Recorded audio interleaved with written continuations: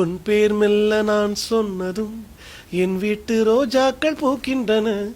ஓர் நாள் உனை காணாவிடில் எங்கே உன் அன்பென்று கேட்கின்றன. நீ வந்தால் மறுகணம் விடியும் என் வானமே.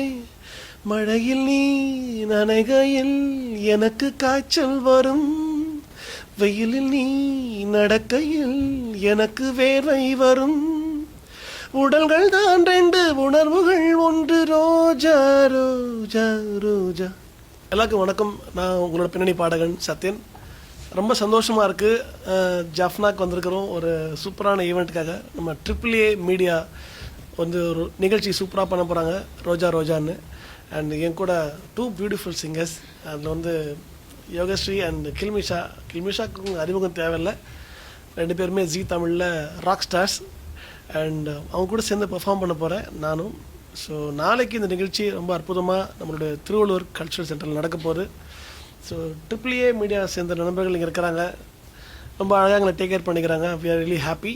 நாளைக்கு மக்களை பார்க்குறதுக்காக நாங்கள் எல்லோரும் ரொம்ப அவலாக காத்துட்ருக்குறோம்.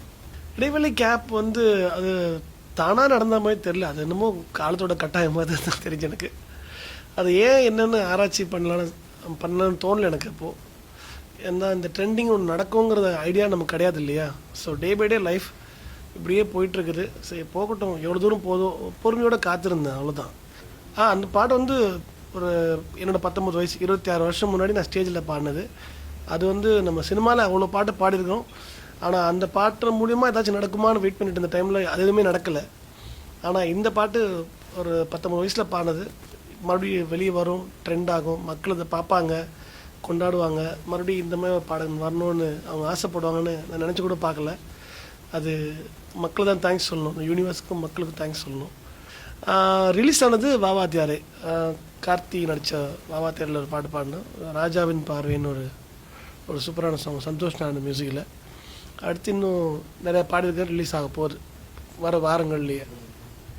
பூவனுடைய இசையில் வந்து ஒரு பாட்டு போராட்டம்னு ஒரு படத்தில் இப்போ ரிலீஸாக இருக்குது, சாங் ரிலீஸாக இருக்குது. ஆமாம், அது வந்து திரு பாஸ்கரன் அவர்களுடைய ப்ரொடக்ஷனில் இந்த படம் வருது. I'm really happy. ஏன்னா ஒரு ஈழப்படத்தில், பிரதானமான ஈழப்படத்தில் ஒரு பாட்டு ஒன்று பாடியிருக்கிறேன். ரொம்ப சந்தோஷமாக இருக்குது.